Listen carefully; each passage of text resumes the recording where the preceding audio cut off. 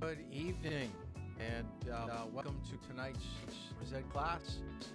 See, there are some questions regarding what I had set up the class. Getting comments as we speak. So I'm going to give people a few moments to log in. So tonight we're going to be reviewing or get to point for the midterm. So we're going to finish up the section on speed, and we're going to into a section that we weren't able to talk about earlier, and that was turning. So I'm going to wait a few moments for people to log in. I don't think we're going to have the same size class that we normally do. I think people are gone. We're going to watch it a little bit later. So I'm going to wait till we get closer to about 11 or people popping in. So I do have a few openings for Friday and Saturday. People want to me at the end of next class. Let me know that you would like to drive. I try to schedule you in. Few of you that have been scheduling any drive time. So Delta is one. I'm trying to see who else. So I see people are checking in. Looking at my phone. Remember to put it under comments. I don't. Okay. The sound is funky. Huh. I don't know why. Let me get out of the. There we go. So I turned the music off. So let me know if that is any better at all. So I think Will is the one that made the comment about the sound. So Will, if you can let me know. I'm starting to wonder if Monday night is when I have my issues with the computer.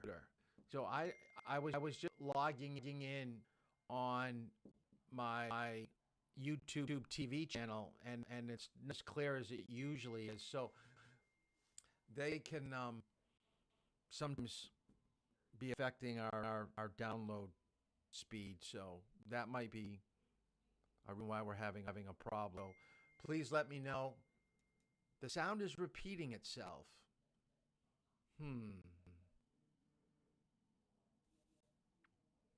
Let's see. So the sound repeating itself.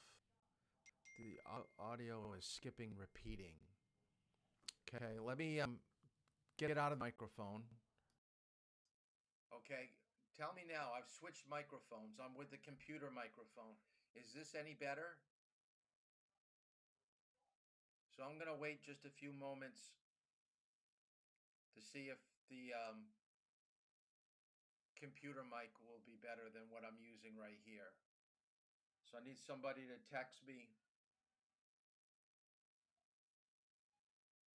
If you've done all your chapter reviews, I will send you a copy of the correct answers so you can use that to check how you did and to study for the midterm. So the midterm, so it is working now. Okay, I'm going to move this away. Okay.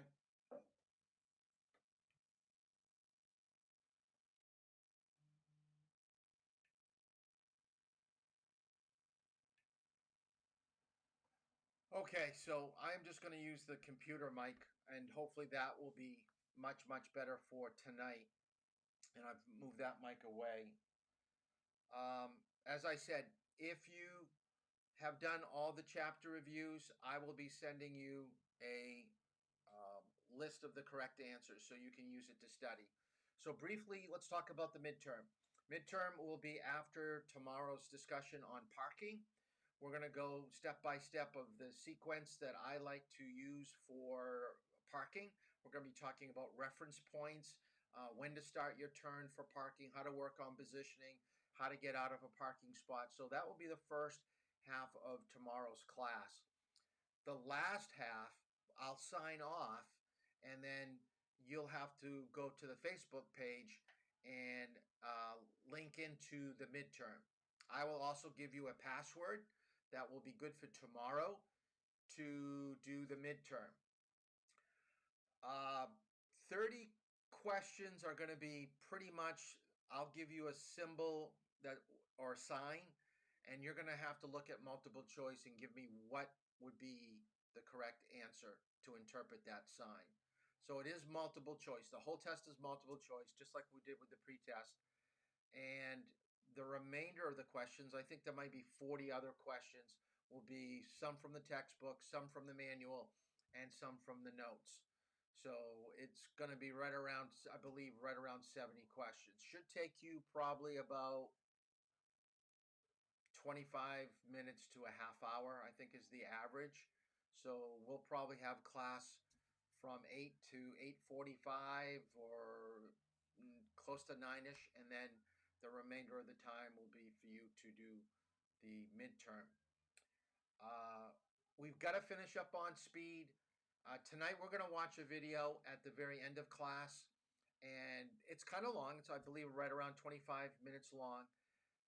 It's really a story of high school kids, and this, I think it almost takes place this time of year because it's about a soccer team, a girls' soccer team that was involved in a car crash after a practice or after a team dinner or something like that. And there are some questions that I want you to take a look at and try to answer to see what your feelings are about how, who's at fault, what should happen to the driver, should someone have spoken up. So things like that. Now, I've got the questions that I want you to answer on the Facebook page. Someone already said that they had a difficult time downloading it. So if you have a difficult time downloading it, I'll try to resend it through a text message. But check with Facebook again. I'll look at Facebook too because I loaded it on this morning. I'll try to take a look to see if they've got it straightened out. So if you don't get a copy of what the questions are on Facebook, you've got to text me and let me know. But that is part of your homework, is to do that. So let's get right into the notes for tonight. So we're going to go back a couple sections on turning. So turning and signaling is so vital to safe driving. Most people, when they start to learn to drive, will do a lot in a parking lot or back roads, and you're driving in a straight line, trying to maintain position, and everything is going fine until your parents tell you to make a turn to the right or to the left, and then everything falls apart. Every new driver doesn't have a problem usually with going straight or turning a little bit left or a little bit right. It's the 90-degree turn that's a killer for a new driver. They understeer, they oversteer, they're all over the place. So it's echoing again. I don't know what to tell you. Okay, let me. The glitching is back. Wonder why Monday night. So, okay, hold on. Hold on. Okay, how about now? Tell me if it's if we're okay. I think we should be okay now.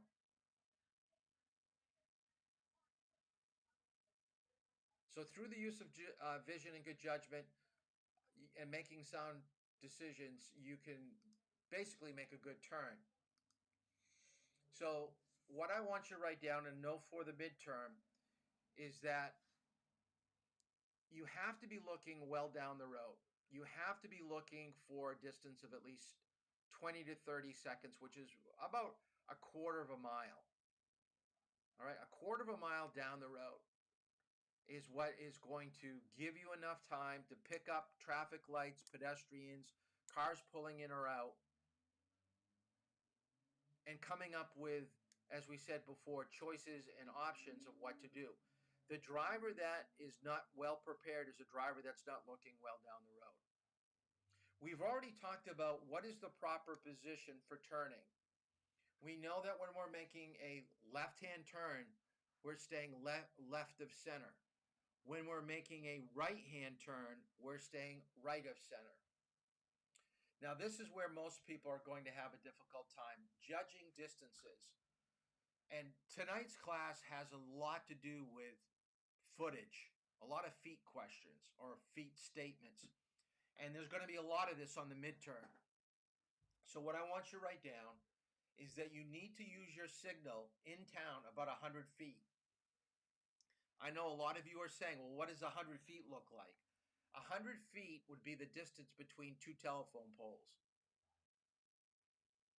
Sometimes it's 150, but for the most part, 100 feet is the distance between two telephone poles. And on a highway, 500 feet translates into probably your last highway sign. You don't want to put it on too late because people that are trying to get onto a roadway don't have enough time to react to it. If you put it on too early, then people behind you, I think you're going to be turning before you do, and they may start moving up too close to you or off to the side of you. So 100 feet in town, 500 on the highway, it basically translates to about 3, 4, 5 seconds before you're going to do what you're doing, turning on the wheel. Whenever you put your turn signal on, you should always check your mirror. You want to see how close people are behind you because you could get hit from behind. So on your state exam, when you're going out driving with the examiner, start always thinking, I'm using my directional, I check my rearview mirror. I finish my turn, I check my rearview mirror. Now, if you have multiple lanes, a lane to the left of you, to the right of you, if you have bicycles or people that are running and you're going at a slow speed, you should check your blind spot because a person could be riding their bike or a scooter coming up right on the side of you.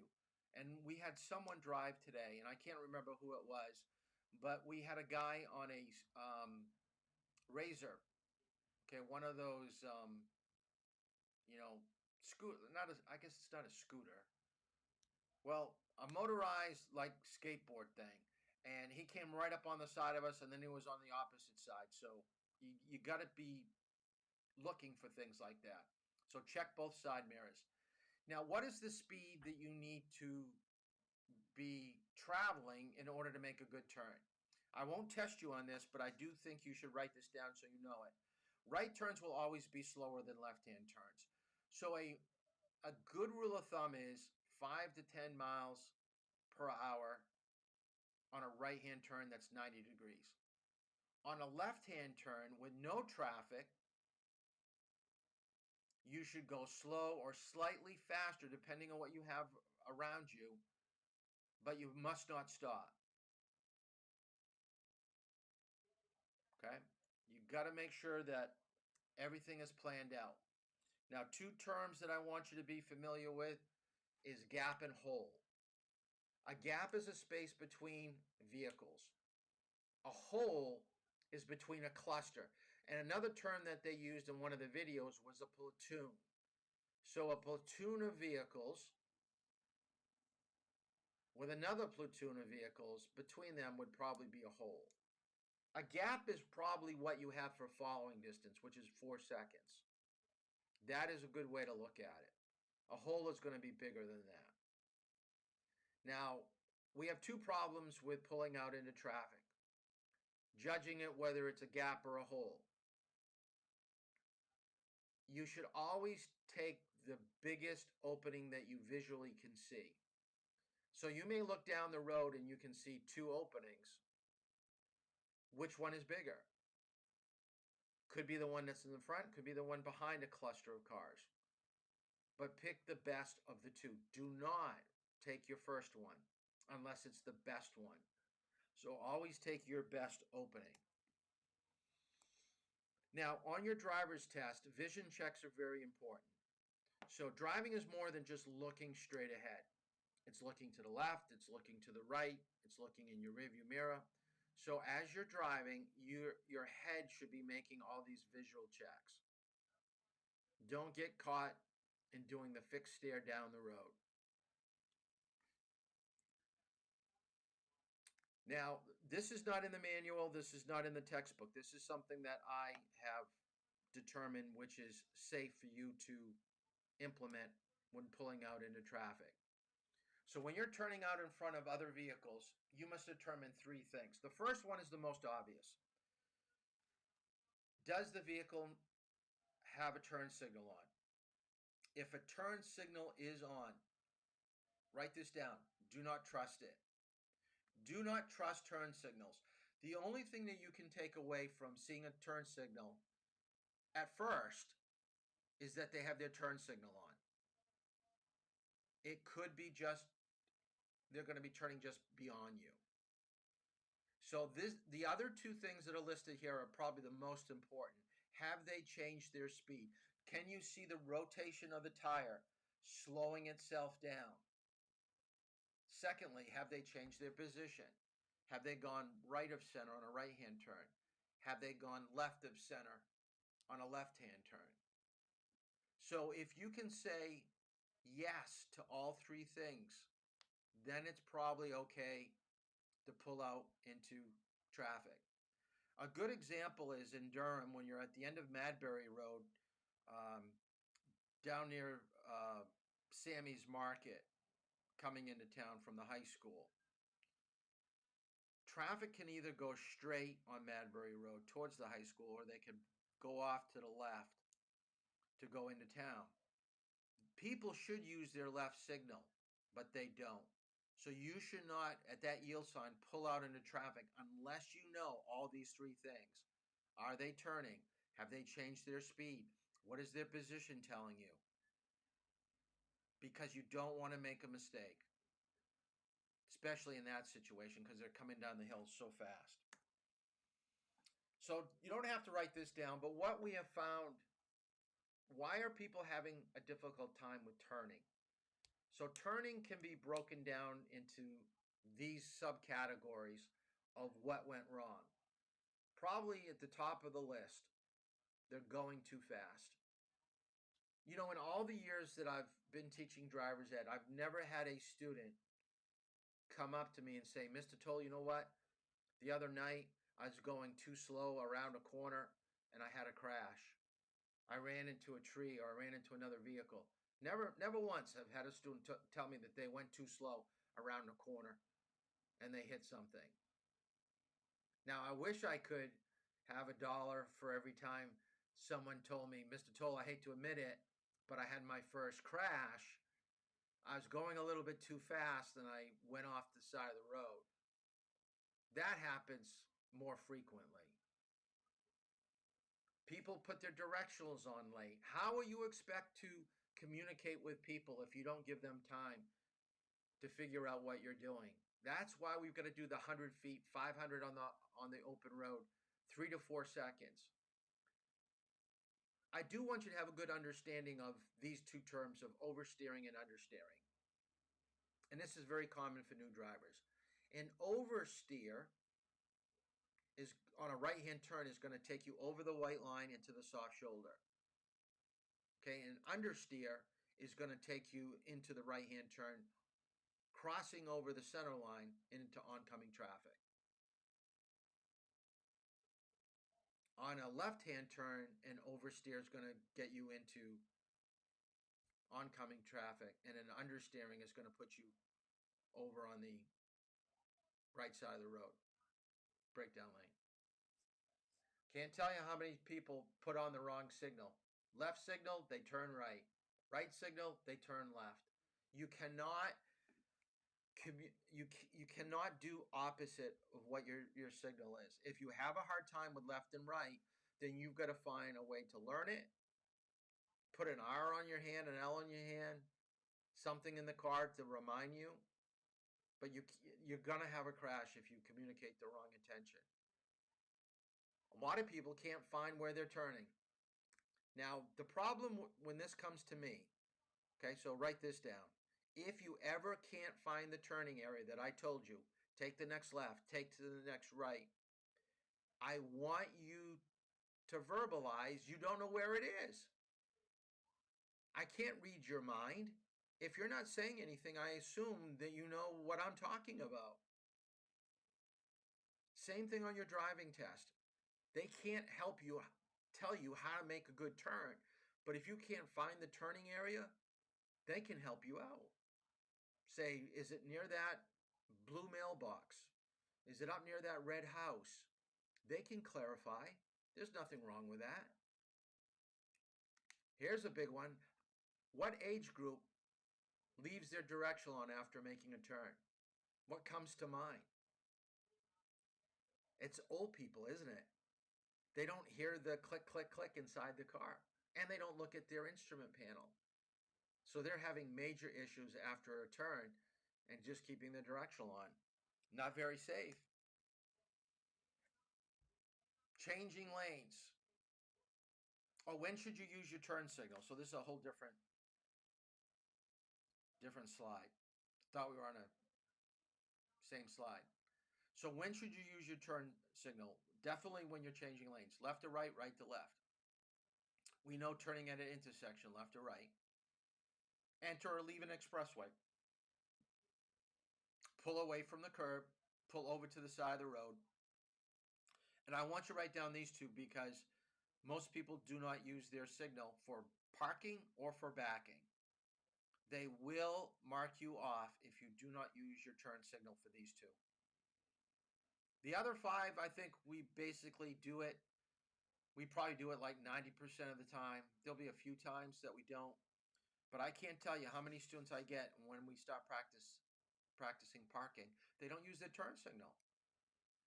There are other people in the parking lot want to back out, or other people in the parking lot that may want parking spaces. You don't want to compete for the same spot. So use your signal to indicate what you're going to do. And the same thing with backing. People need to know what you're doing in reverse. They can't read your mind. Now, yeah, they can wait for the car to start to move in that direction, but it would be no different at a stop sign. Guess what? If you're at a stop sign and you start making a turn, you're turning the wheel to the right, it doesn't take them too long to figure you're turning to the right. But we use our turn signal at a stop sign. So use your turn signal for backing. Now, know your hand signals. This is something that you should be familiar with. I'll get out of this for a second. Let's see if I can get out of here. So we've got a right hand turn, left hand turn, slow and stop is down and out. So down, out the window and down. Right? But in the summertime, when people are driving and they got their arm hanging out, okay, it's a little bit hard to figure out what they're actually doing. Not that I've done this in the past, but they may do this. They may say the turn signal is not working on your vehicle. Roll down your window and do a turn signal. They may test you on that. I've heard that they may. When would you tap your brakes to give people behind you an idea of what's happening? So they've given you a few situations here. Getting off a highway that doesn't have much of a deceleration lane, before you go off to the ramp, you may tap the brakes a few times. Parking, parallel parking, we'll talk more about that tomorrow. Tapping your brakes before you pull forward in front of that empty parking space and then backing in. Maybe something's in the road like a pothole, a box, something that's come off another vehicle. Tapping your brakes will tell people it's an emergency. They need to go to their brake and they need to use their brake firmly. It's not just a soft, easy brake. It's tap, tap, tap.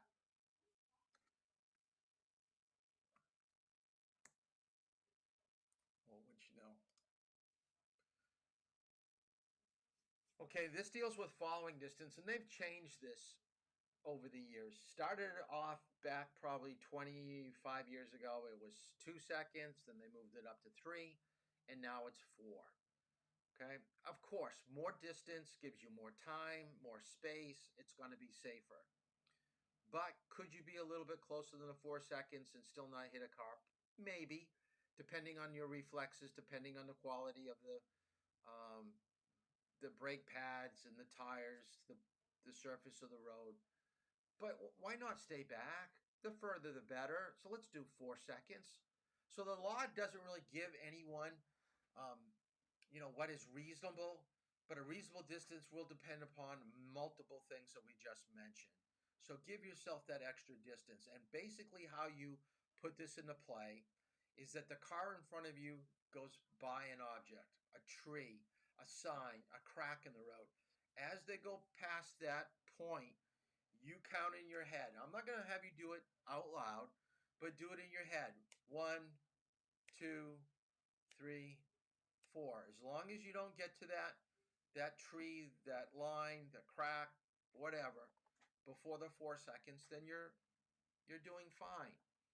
And then, of course, in bad weather, it's going to be a little bit further than the 4 seconds. Go to 5 or 6. And it's going to be more too when you're following a large tractor trailer, because you're not going to be able to see the road because they're so big. So you're going to lose a little bit in reaction time. So stay back a little bit further. And by the way, if you can't see their side mirrors, they can't see you. So stay back from that tractor trailer. Now, the next thing, 4 things that are listed here, I do want you to write down. I will be testing you on this. Always stay back a car length when there's any incline, any type of a hill. You never know when you're going to encounter somebody that's in a manual transmission. So there's going to be some type of rollback. So in traffic on level ground, when you're in traffic in level ground, just stay back so you can see the tires touching the ground in front of you. And at crosswalks, stay back about 10 and 15 feet, because if you get up too close while someone is crossing, it may make them a little bit nervous. Never stop on a crosswalk in heavy traffic. So if it's bumper to bumper and you're approaching a crosswalk, you got to make sure no part of your vehicle, front, middle, or back, is on that crosswalk. So before you go over the crosswalk, make sure your whole entire vehicle can make it across. Now, the other thing about 10 to 15 feet with a crosswalk, if you're stopped at a crosswalk and a person's walking in front of you and you start moving forward with your vehicle, a foot to 2 feet, because you've got that 10 feet, what you're communicating to the pedestrian is you're going too slow. Get going. It's called pushing. So moving your vehicle when someone's directly in front of you, the term is called pushing. You're trying to make the pedestrian go faster. I don't recommend that. That's not a good technique to have. Stay away from doing that. How far back do you stay from a fire truck? 500 feet. I'll give you a hint. Anything dealing with fire and driver's ed, anything dealing with fire truck, fire hydrants, anything with fire, part of the number has to have a 5 in it. There is no time distance or distance in the manual dealing with fire trucks, fire hydrants that doesn't have a 5 in it. All right, so look for it. So 500 feet.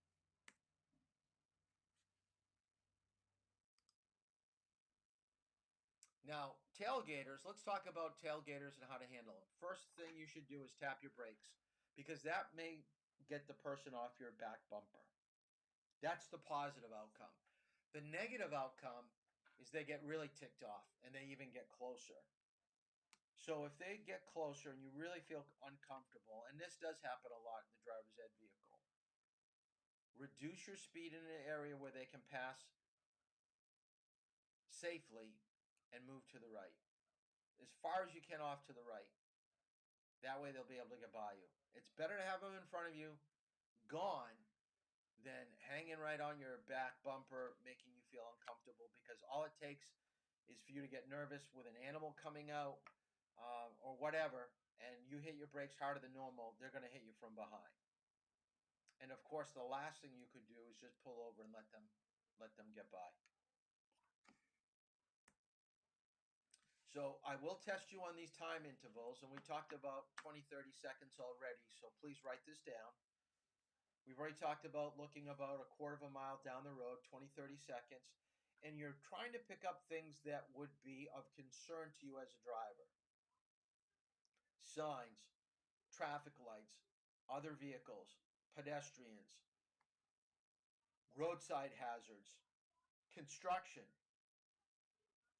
and you're formulating what your course of action is going to be once you get there. So within 15 seconds, you're basically putting in order your problems. My first problem is a pothole that I don't want to hit. My second problem is someone walking their dog. My third problem up ahead is a traffic light that I think may change. We've got 3 problems, and we're thinking about how we're going to handle them. So within that 5 to 15 second period after we have formulated the 3 problems, we're starting to think, okay, with the pothole, we're going to straddle it. With the dog and the person that's walking it, we're going to move left of center with a lower speed. The traffic light that's coming up, it's now turning yellow. I'm going to speed up. I'm at my point of no return. We just handle each 3 situations differently in accordance to what we think is safe. So the further you look up the road, pick out your problems and start thinking in your mind how you're going to handle it with your speed and your position. It should make you feel more confident. It should be less stressful than more stressful. People get stressed with driving when there are more situations than they can handle and they don't have solutions for those problems. It's overload.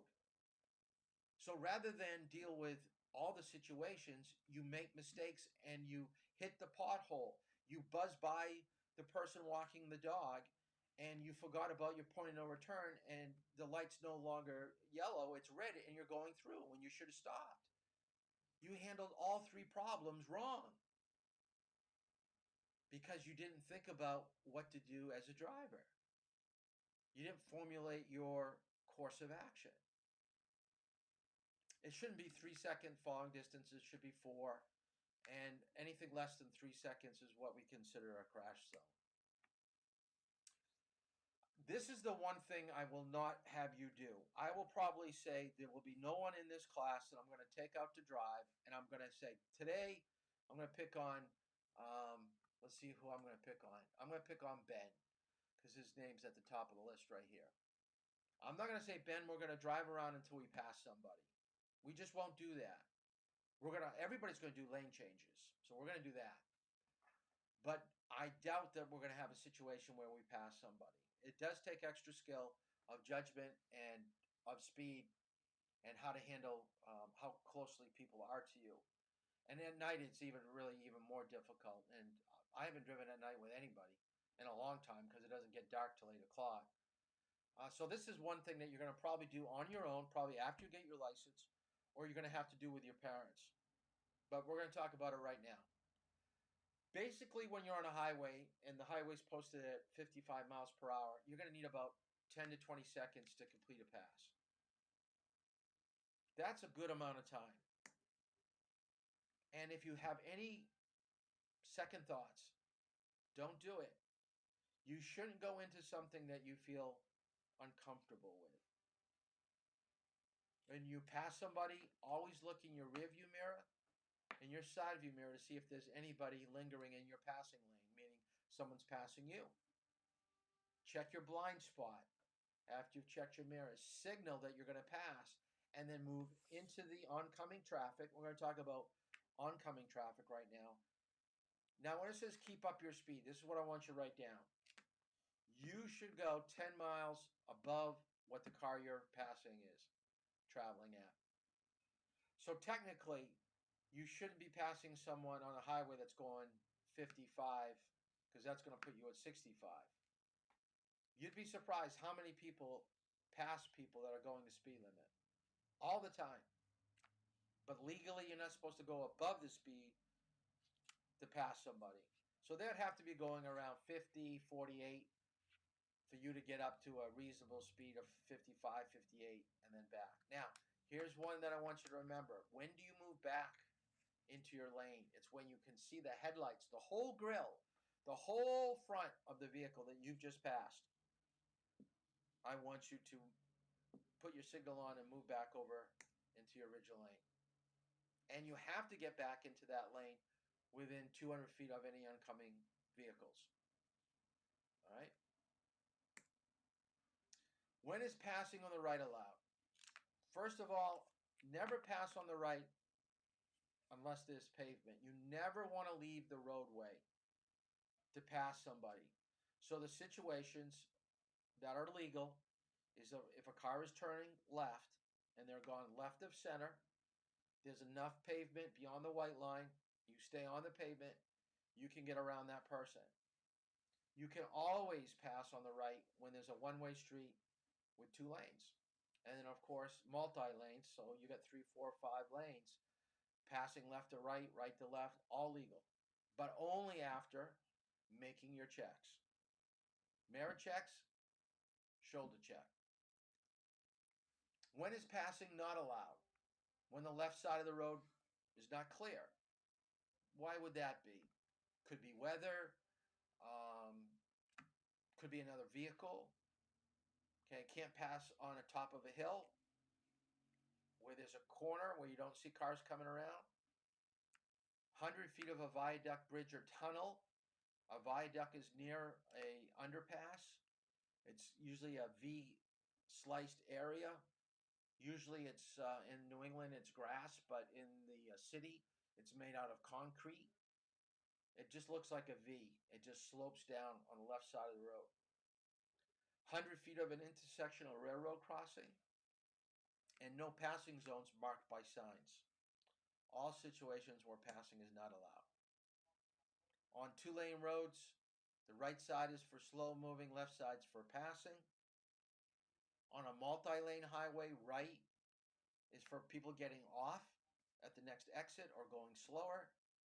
The middle lane is the best lane to be in. I always try to get my students to travel in the middle lane. And then the left is for passing and high speed. I want you to write this down. Even though this is not New Hampshire that I'm going to talk about, I want you to write this down. In Massachusetts, because my son got pulled over about 6 months ago for this. You cannot use the left lane for traveling. So left lane is for passing and passing alone.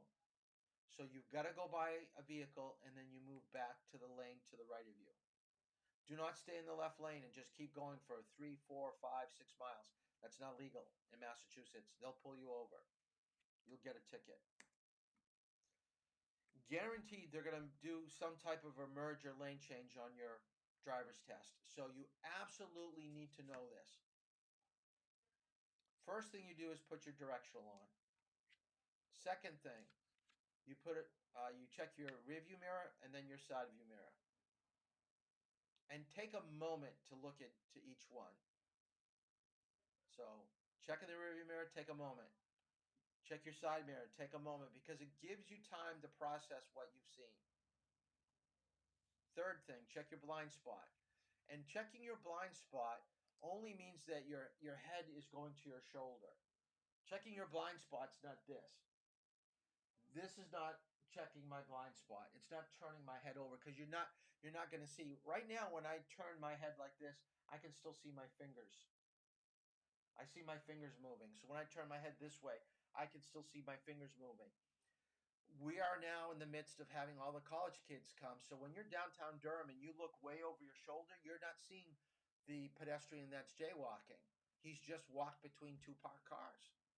So you've got to go rear view mirror, side view mirror, quick check, just off to the right or off to the left, not way behind you. That way you're not going to get into trouble with your lane changes. And the way the state explains it, so you can write this down, they call it smog, S-M-O-G. So they break it down. If you ever hear them say, you didn't do smog correctly, you're probably thinking, what's smog? It's signal, mirror check, over the shoulder check, go. So they come up with smog just to help people remember the 4 steps. I just care that you remember the 4 steps. Okay, we've got just a few more things on speed to go over. Oh my goodness, this is right from the beginning. Okay, let me get through some of the things that we've already talked about and get where we need to be. Because we talked about how radars work. Okay, There are seven states. states. I want to start here.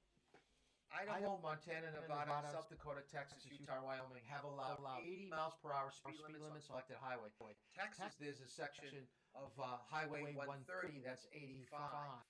The highest we have around here is 70 miles per hour, and that's up north. Spalding Turnpike, which is in Dover, going to Rochester, is 65. We have seen some changes in oh, sorry. Every time I switch over, that's what the problem is. Every time I switch to a different program, I got you. Thanks for letting me know. I'm gonna just get rid of that. That is terrible.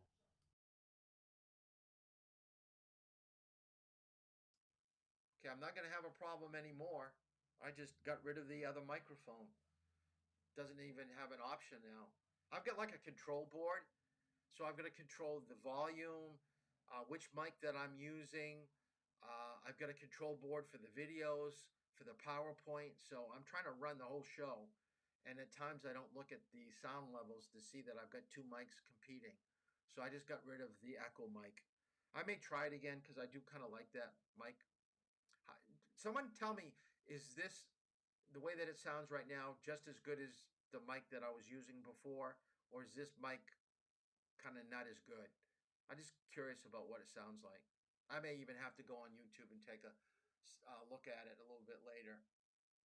So let's kind of finish this up. Yet the resulting higher speeds haven't had much of a statistical dent in highway deaths. This is why we're seeing it. Cars are built better. People are driving better.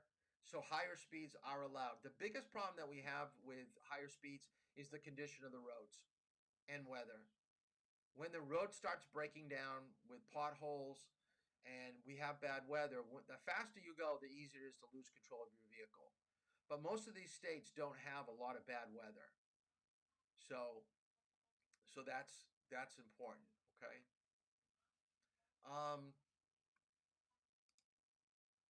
High-speed driving. If you drive faster than the prevailing traffic, you're going to have to pass other cars. You're building the habit, okay, of always needing to pass people. And this is the reason why I believe most people don't go the speed limit, is they've been driving for so long now where they know that they're not going to get pulled over in a 35 zone for going 38, 39, that they get so used to that, now they're going 42, 43. And then before you know it, 43 turns into 45, 46. So now you're going 46 in a 35, and you're 10 miles over the speed limit. And you don't even realize that you created this new concept of what's acceptable. So you've got to keep a visual check on your speedometer and have a good idea of what traffic is like in that particular area. Here are some, you don't have to write this down, but when you double your speed, your distance is 4 times as great. I guess that's good to know. I may test on that. I think that might even be on the final, to be honest with you. So serious of injury or death is 4 times greater at 60 than at 30. You waste fuel, increase wear and tear on your tires and your vehicle. It's just negative, negative, negative. The slow driver, just as bad as the fast driver. Now you're encouraging people to get too close to you. You don't want that. People are going to take risks. They're going to pass you. They're on the right. And by the way, we've been passed in the driver's ed vehicle on the breakdown lane. It's happened. And remember, it's against the law to drive up where you're holding up traffic. So a lot of people ask me, can you get a ticket for going too slow? Yes, you can. Just like going 10 over, you're going to probably get a ticket. If you're going 10 below, you're going to probably get a ticket. You can get a ticket for going too slow. So pull over. That's the courteous thing to do. Let people get by. Don't hold people up.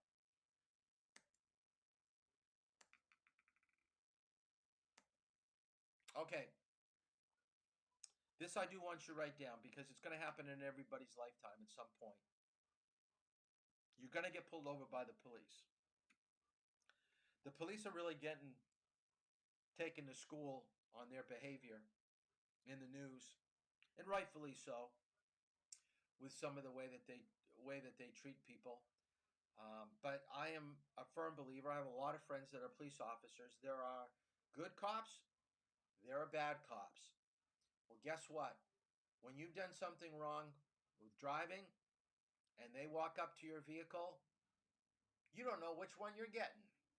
You could have a good cop or you could have a bad cop.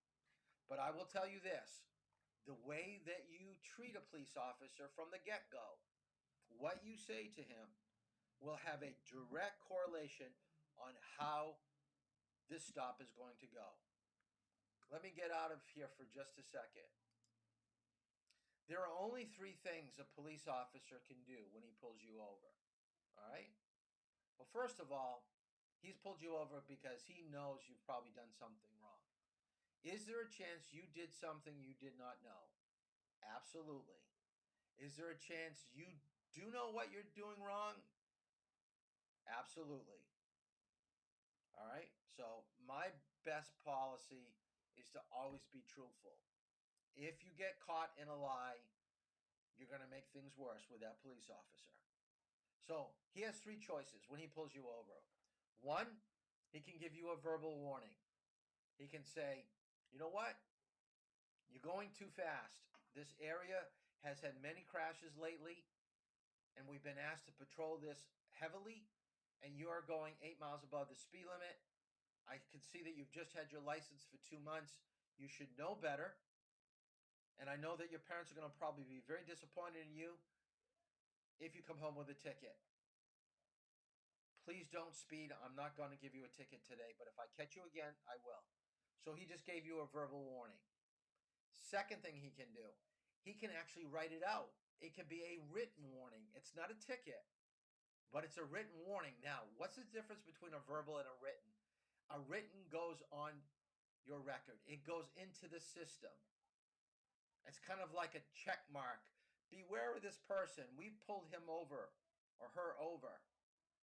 So when you get pulled over again, they go, hey, weren't you just pulled over 2 weeks ago? You got a written warning. Apparently it didn't take. Apparently you didn't learn from your mistake. This one's going to be a real ticket. So verbal, written, real ticket.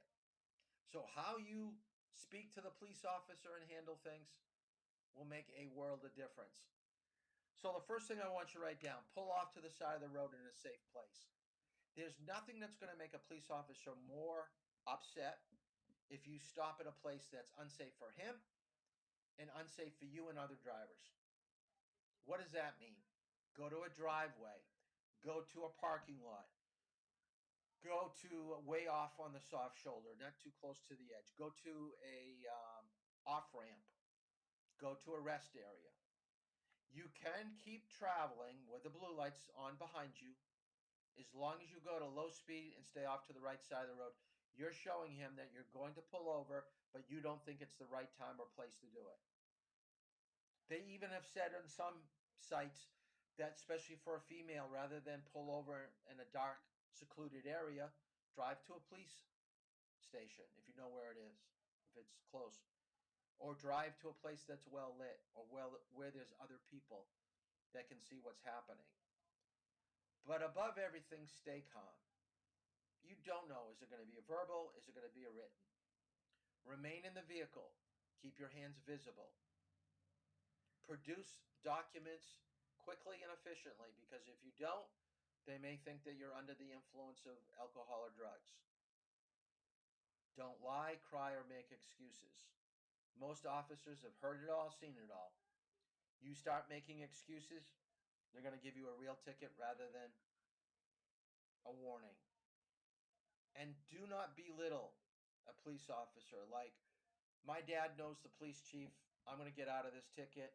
Or I know somebody who's a state trooper, he's going to get me out of it. Don't play those kind of games. Just be respectful. Be as polite as possible. And whatever happens, it's a life lesson. and you have your day in court. If he does give you a real ticket and you think it was wrong, you still have a chance to go to court to voice your opinion of why they should not have pulled you over. So don't try to get justice at the side of the road. His job is not to argue with you. He's just there to tell you why he pulled you over, why he thinks you're driving unsafely, and then you've got to just pick it up with Department of Safety. I think I messed up on construction. I want you to write down construction zones. The fine is $250 and no more than $500. But we are still in a season of construction work, so I do want to just show you this last little clip. They can become a common sight across Missouri when the weather is warm. Construction zones. These men and women are out working right along the highway, trying to give you a safer and smoother ride. And we want to remind you to be alert.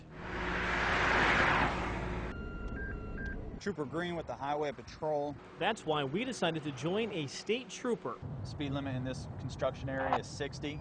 As he works to ensure you drive safe and obey the speed limits in a work zone. Rear, stationary. Is that good enough for you? The reason I'm stopping you is going a little fast this morning. Do you have your driver's license and your insurance with you? Oftentimes there's a lot of construction projects going on around the roadways in different parts of the city and the county, and they don't realize that these individuals are out here basically risking their lives trying to improve the roadways. The Missouri Department of Transportation and the Highway Patrol work together to cut down on the number of accidents involved in a work zone. So I need you to pay a little bit more attention, okay? There's a lot of guys doing road construction up through here, and that's why we're out here, is trying to prevent one of these accidents from one of these individuals getting run over, and obviously you can understand why, all right? That's why every year MoDOT sets aside a week in the month of April for Work Zone Awareness Week. For our workers, this is their office. This is where they work every day, and so people need to be aware of that. They're trying to get a job done. You know, if you were going 60 and had to stop for some reason or slow down for something ahead, you're able to do so. Come along at 80 miles an hour, you don't stop in time, and unfortunately you end up striking an individual out here working, doing his job. So remember, if you're out driving this construction season, be on the lookout for those orange cones, obey the speed limit, and stay alert out there. You could be saving somebody's life. All right, have a good day. Or maybe even your own. So basically that's the same way that we handle work zones. There is a police officer working the detail. There is a construction worker with a sign that will say stop or slow, so obey his signal. Notice the officer, when he pulled the person over, he went to the other side of the vehicle. That's safe for him. It's a pretty hefty fine. And by the way, it doesn't have to be a police officer that pulls you over that day. If the construction worker could get a description of your car and what you look like, and he writes down your license plate, because you did something you weren't supposed to do, you didn't stop for him, or you were going too fast, the police can follow up later that day or the next day and still give you a ticket based upon what the construction worker saw. So don't think you're getting away with things because there's no police officer around. And nowadays with cameras, even at work zones, they're probably using cameras to see what people are doing. So I'm going to show the video now, Dangers of Speed. Download the questions. That is going to be your homework. I think we got everybody online right now. If you've done all your chapters, okay, and you want to self-correct your score, okay, just send me a text that you want the answers to everything that we've had up to this point. Because right now we're at the halfway point after tonight. We only have the last half, and then we'll have our final. So we're halfway through the manual, what we're covering in the textbook, and the material. So the next 2 weeks are going to go by pretty quick with review and then a final. So I'm going to put on the video. Download from the Facebook page your questions. If you can't get the questions to Dangers of Speed, just let me know by text message, and I'll try to see if I can find it on my phone and send it out to you.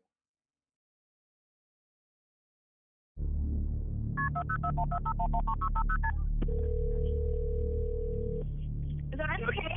Answer me if you're Okay. Fond du Lac County 911, where's your emergency? We've been in an accident. Okay. We're on go ahead. Beach Shot, just out of Campbellsport. Okay.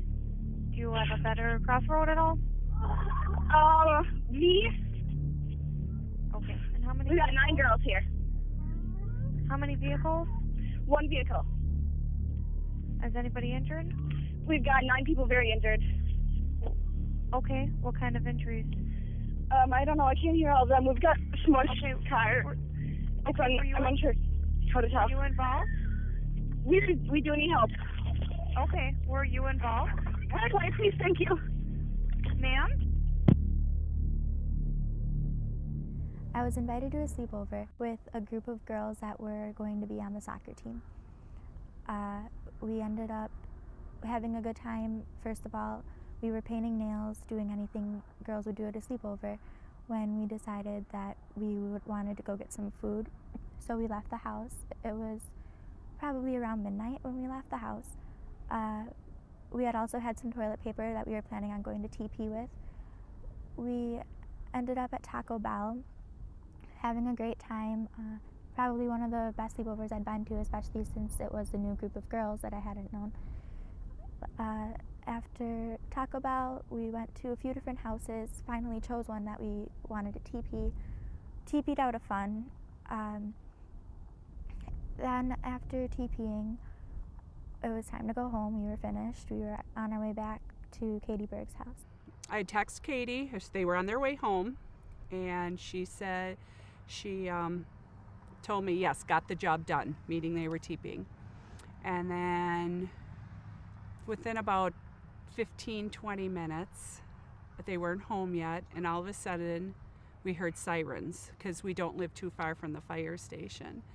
And then I woke Jim up and I said, the girls are not home yet. They were on their way home and I hear sirens. I need to try and get a hold of Katie. And I tried to get a hold of Katie and there was no answer. And that's when we started to panic. And we went outside and we heard more and more sirens. And then we went down to the fire station and they said there's been a horrific crash. And they were going to set up, and helicopters, Flight for Life was coming in to the high school parking lot.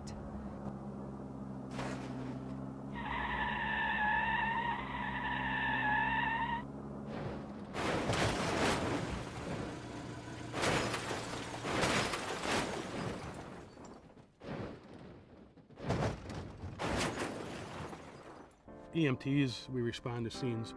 We do not ask for this. We are forced into this situation. It affects everybody, not just the people involved. It affects everybody here on the fire scene, ambulance, police, and surrounding community. So every girl that was in that vehicle, we either knew or had either stayed at our house at least one time. So it could have been my daughter, could have been anybody's daughter. All these girls I knew. Some of the girls I couldn't even tell who they were that night with the blood. I remember waking up in the field and I was looking around and I didn't really know what happened. And I tried to get up, but I couldn't. And then Carly came over to me and I asked her what happened.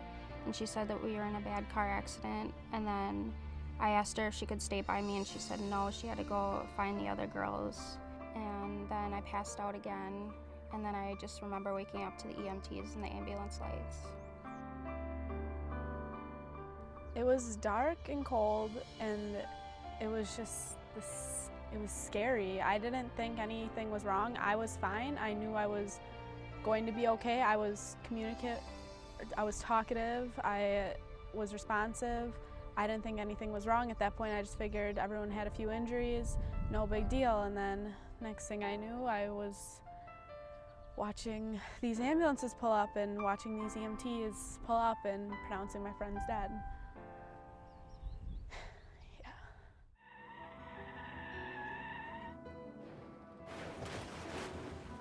Phone rang. It was about 5:20. 5:23. Didn't have a clue what it was, who Why would were be getting call so early. Got up, picked up the phone, and it was Mrs. Berg, Bonnie Berg, calling. And she said the girls never made it home. She was hysterical.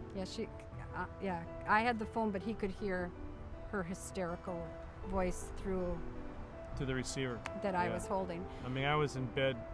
I jumped out of bed, so you're 10, 15 feet away from me, and I could hear Bonnie through the receiver. But she said, the girls never made it home. And I said, Bonnie, what do you mean the girls never made it home?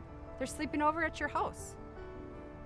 And then she said She's talking about sirens and choppers and she said they never made it home. They went out, they never made it home. And then she's talking about, but I don't know how many times it says, Bonnie, slow down, calm down. Bonnie, calm down. Just so I could try to piece together what she was trying to tell me. And you said, Bonnie, where do we go?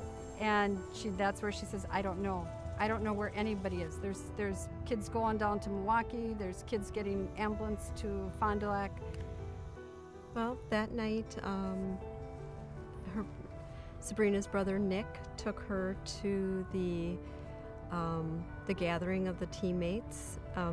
They were going to be teammates. They weren't all friends. Some of the girls, actually, that was the first night they met each other.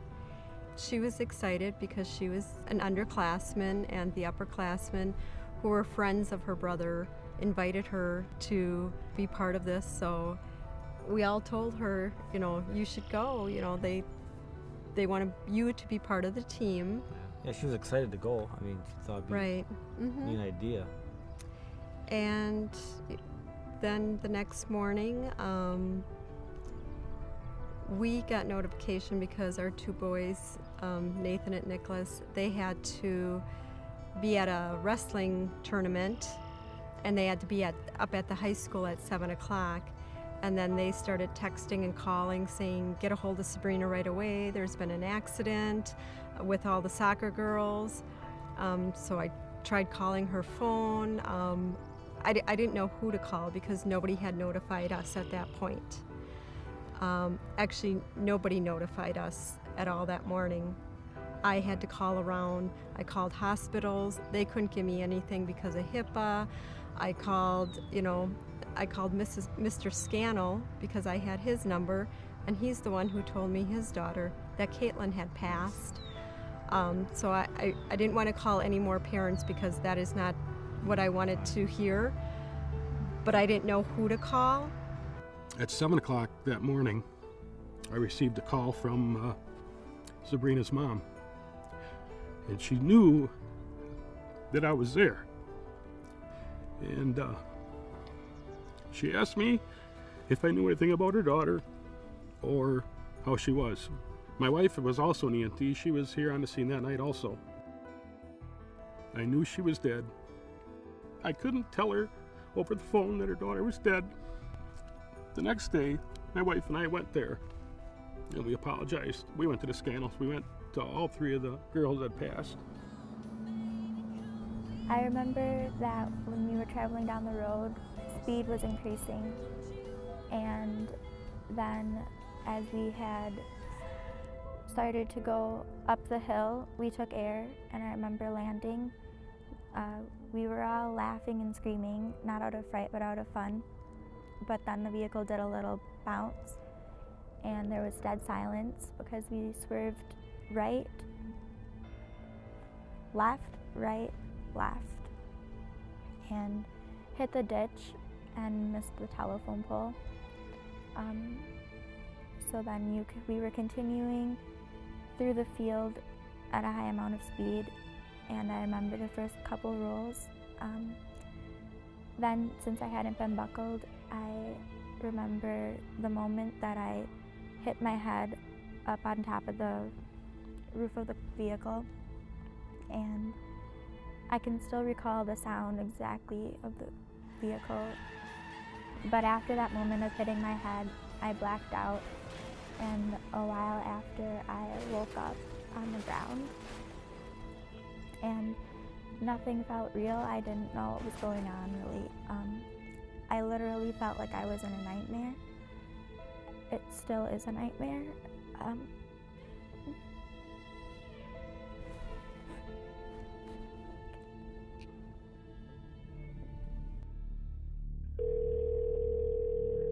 Hello? Hi there, Kylie? Yes. Hi there, this is the 911 center calling. Do you know my location? Okay, hold on. Yes. Are you on Beechnut Drive? Yes, Beechnut Drive. Okay, hold on one second. I've got officers and multiple ambulances responding, okay? Just Awesome, that is, thank you. Okay, I need you to stay on the line with me for 1 second, okay? Okay. Teresa, honey. Teresa, where are you going? Okay. Are you okay, Teresa? Teresa. Okay, Kylie, you said there's 9 people injured, correct? 9 or 8, I can't remember right now. I think just 8. Okay, is anybody pinned in? I don't see anyone pinned in right now. Okay. But my car is pretty smushed. Okay, is anybody unconscious? One is not responding to me. The rest of them are awake. And were you involved, or did you just come across it? I was driving. Okay. Teresa, are you okay, honey? Are you all teenagers, or? We're all teenagers, yes. I was driving too fast down the road, and I got us all into an accident. Here, I see the ambulance. I'm going to get it. As a crash reconstructionist investigating this crash, we were able to determine the following. In the distance, you'll see the far hill, and then you'll see the closest hill to us, and then behind us is a third hill. So what happens is the vehicle comes over the hill in the distance at a high rate of speed. The road then comes down to the hill, it levels off for a short distance, and then you'll crest the small hill. Now, you're coming over the small hill, again, well in excess of the speed limit. You come down into this knoll where the bike trail is, and then you'll go up the third hill. And when they crest this third hill is where the problem happens. When they come over the small hill and they start to go down, the speed at which they're traveling, it creates the weight of the vehicle is going to come off the springs. So now you're going to lose a little steering. You come down into the hollow, if you will, is the best way I can describe it, or knoll. Now the weight on the vehicle is compressed onto the springs. And so when they come up the third hill, you have that little extra kick that takes the weight off the springs. And at that point, the vehicle, when I say airborne, I don't mean that the vehicle is 5, 10 feet, 15 in the air. What it does is it becomes airborne. And what I mean by that is the tires come off the roadway. And it could be 2 inches, it could be 5 inches, it could be 6 inches. But now the tires have lost contact with the road. So now you've lost all steering.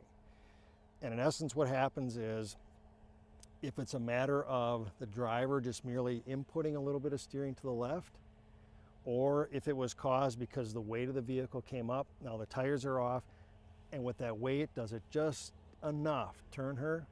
And when the car lands back on the tires aren't straight, they're canted a little bit to the left, so now of course the vehicle wants to veer to the left. So at that point, the driver then tries to correct by input steering to the right. Well, she gets it corrected, but now there's a little overcorrection. Now she's got to steer it back to the left. And what happens is you get the serpentine effect. And what I mean by that is left, right, by steering back and forth. But once you lose it, you've lost it. And there's not much steering input that you're going to be able to correct it if you're going that fast. Slower speeds, you can correct it. Faster speeds, once you lose it, you've lost it. So after the vehicle is done serpentining, it now travels into the ditch, and prior to entering the field, there's a large stone. The passenger side of that vehicle strikes the stone. That in turn then causes the vehicle to pitch towards the driver's side, and at that point it starts its roll over the 350 feet, and during that 350 feet is when occupants then are thrown from the vehicle.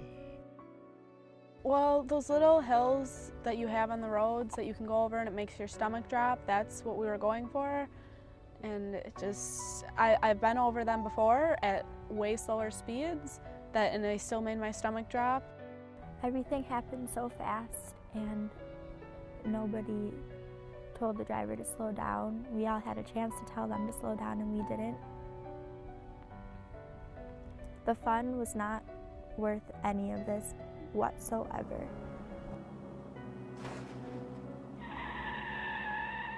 I broke my back in 3 spots. I lost vision in my left eye.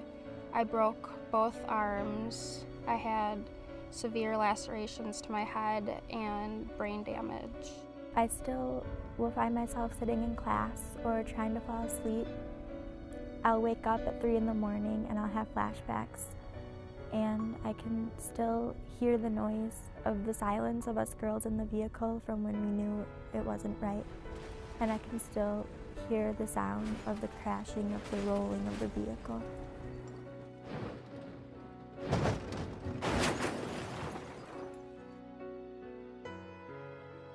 The cause of the crash was due to high speed.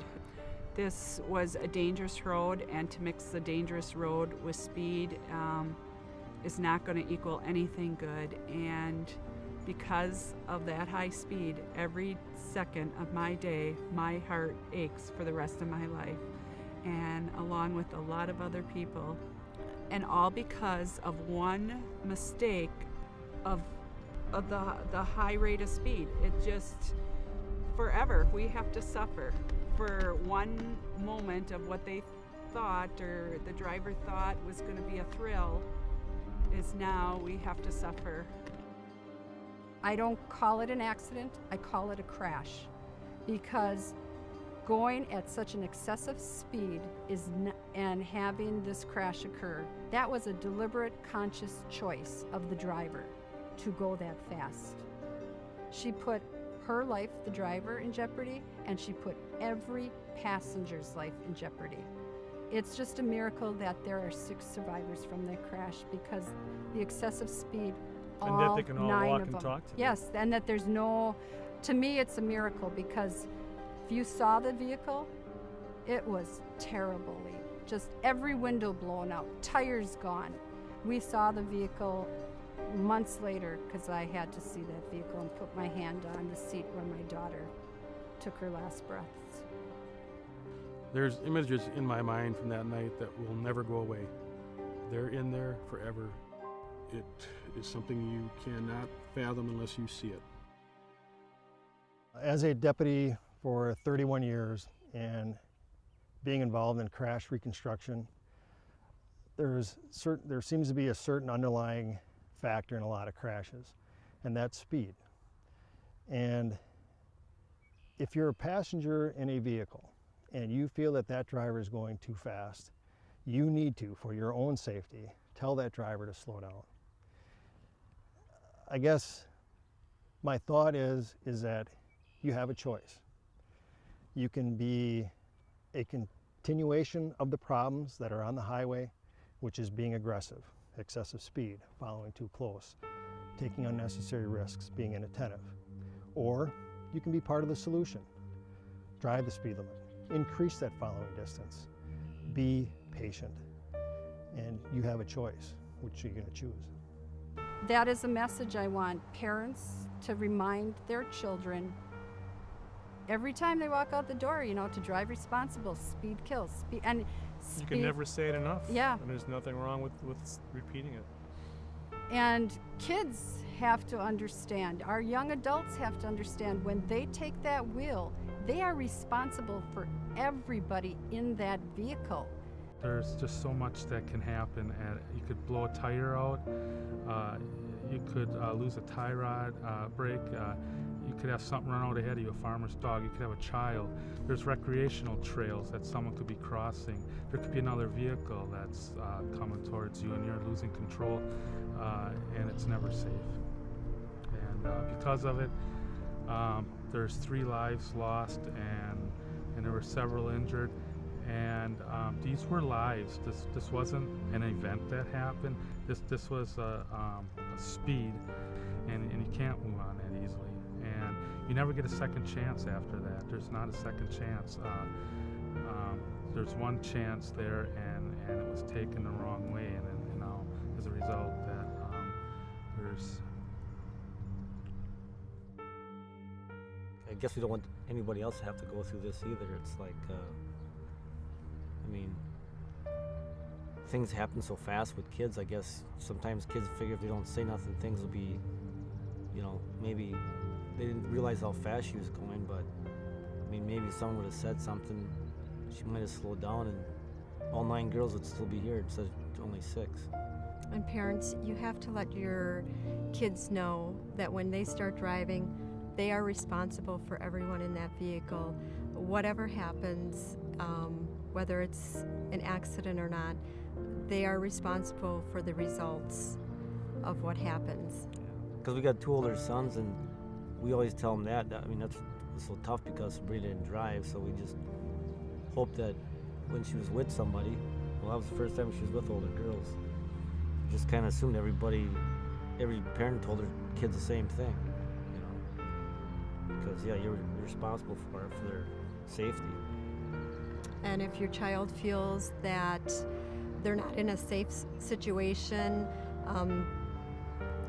you know, tell them to call home. Tell them to, you know, give you a call to come pick them up, because I'd rather see them, and I'm sure you would rather see them be in a safe vehicle than having to get in a car that they don't feel safe in.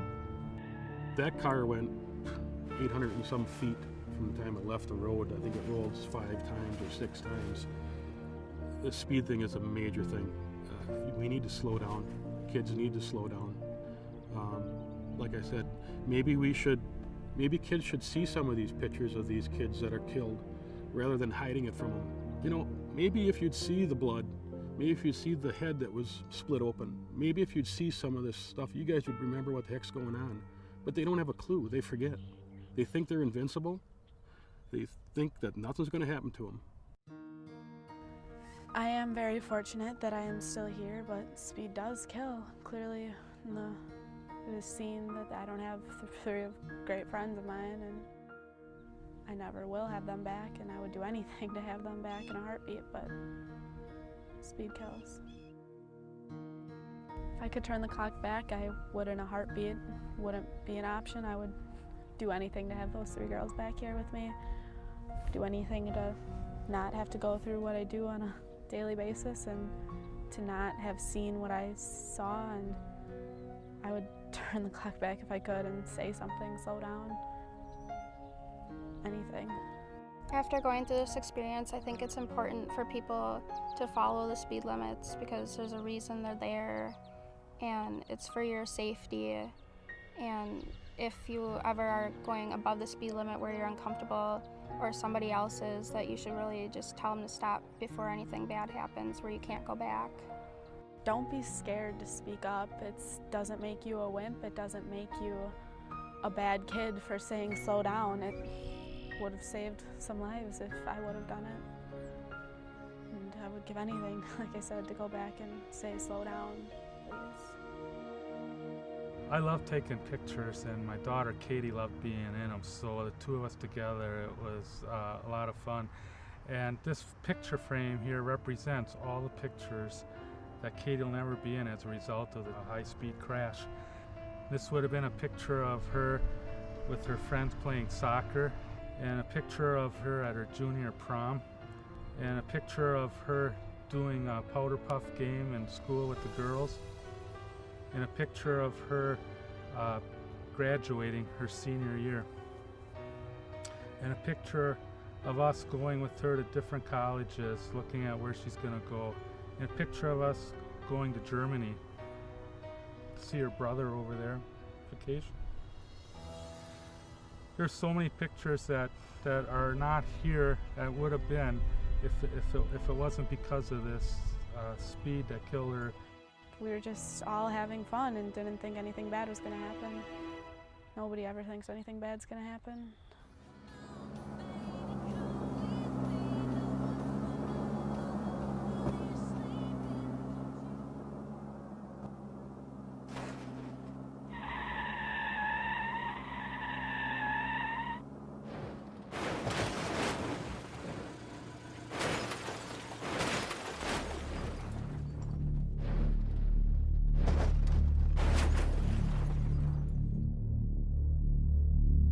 This is a difficult case.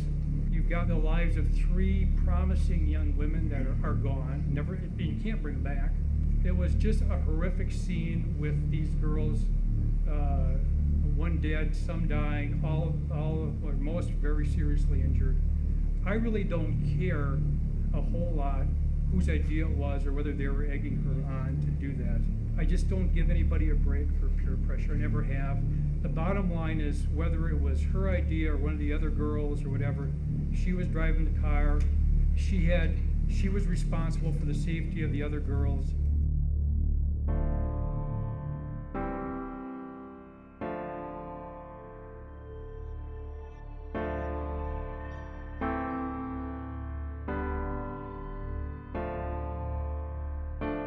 That night, it was just a bunch of girls having fun. We were at Katie's house, and we were painting each other's nails, and then we decided to go to Taco Bell, and then we TP'd a friend's house, and I just remember everyone having a blast and having a smile on their face, and we couldn't stop laughing. And even in the car up to the last second, I just remember hearing laughs. We're all teenagers, yes. I was driving too fast down the road and I got us all into an accident.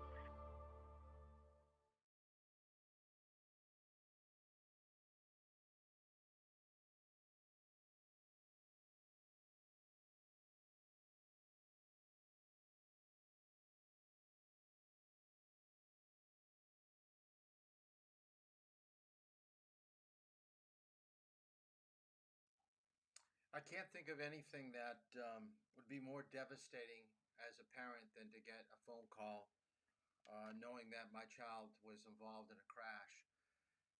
I really like this video. It really touches upon a lot of things that we can talk about with PowerPoints. We can put a thing in a state manual about speed. But until you see real stories of where kids were out just having a good time, but being a little bit careless, not thinking about the safety of others, and where it just kind of gets out of hand, that 3 lives were taken. So I want you to download the reaction paper that I have some questions that I want you to think about and answer them. So I want to get your point of view. If we were in a class, would have a discussion right now. So I'm really going to count on you to put some thought into what you write and send back. And by the way, I was able over the weekend to take a look. There are a lot of you that haven't done any homework at all. These chapters that you're supposed to read have chapter review questions that need to be done. And there are a lot of you that have not sent them in. I'll let you do the midterm tomorrow. But if you do not have all your homework in, you are not finishing up driver's ed. You are not taking the final. So do your homework. I have handouts on the Facebook page that you've got to do, and you've got to do the chapters. Remember, the chapter reviews are only like 10 to 12, 14 questions. All you're doing is taking a snapshot and sending me a picture of it. So make sure that you do that. So study for the midterm. We're going to start off in class with the section on parking. So read about that. That is section 7 in the state manual. We'll cover that first, and then I will break off the rest of the class for you to do your midterm. I guess I'll see some of you tomorrow. We're going to be driving, so hopefully it'll be good weather. Have a good night, and we'll see you tomorrow. Study hard for the midterm.